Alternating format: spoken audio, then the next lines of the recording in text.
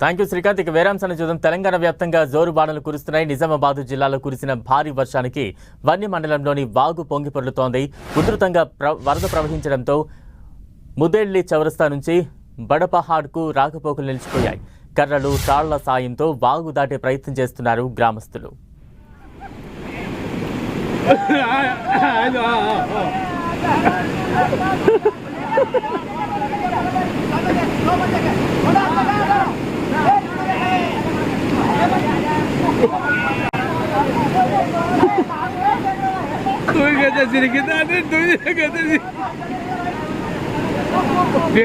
रपदर गोड़ा अपना अठनहारा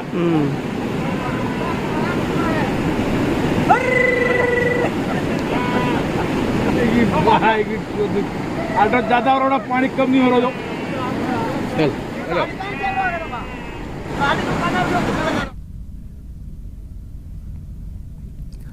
తెలంగాణలోని జోరు వానలతో వాగులు పొంగి పొర్లుతున్నాయి. దీంతో జనజీవనం కొంత ఇబ్బందులకు గురవుతోంది. వాగులు దాటేందుకు కర్రలు తాళ్ల సాయంతో తీవ్ర ఇబ్బందులు పడుతున్న దృశ్యాలు మనం చూస్తూ ఉన్నాం. తాజా అప్డేట్స్ అందించేందుకు మా ప్రతినిధి సతీష్ సిద్ధంగా ఉన్నారు. సతీష్.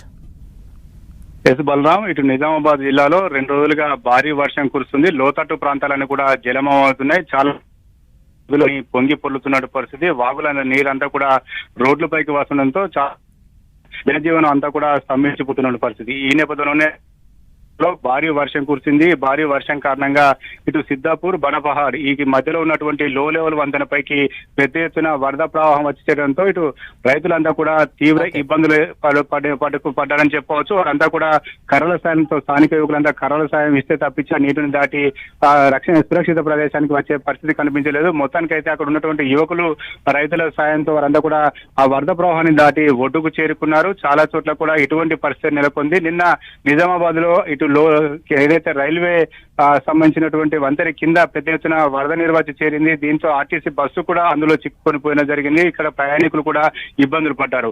ఇది భారీ వర్షాలు కురుస్తున్న నేపథ్యంలో ప్రజలంతా కూడా అప్రమత్తం ఉండాలి. లోతట్టు ప్రాంతాల వైపు ప్రయాణం చేసే వారంతా కూడా కొంత ఇబ్బందులకు గురే అవకాశం ఉందని చెప్పి ఇటు అధికారులు సూచన చేస్తున్నారు. ఇటు వాగులు వంకలు పొర్లుతుండడంతో ఇటు ట్రాఫిక్ కూడా అంతరాయం కలుగుతుంది. చాలా మంది కూడా పొంగుతున్న వాగులను ఎట్టి పరిస్థితుల్లో దాటకూడదని చెప్పి ఉంటుంది. కాబట్టి ఎవరు కూడా వరద ఉన్న ప్రదేశంలో ప్రయాణం చేయవద్దని చూస్తున్నారు. మొత్తానికైతే భారీ వర్షాలు మాత్రం జనజీవాన్ని కొంత ఇబ్బంది గురి చేస్తుందని చెప్పుకోవాలి. Thank you Satish.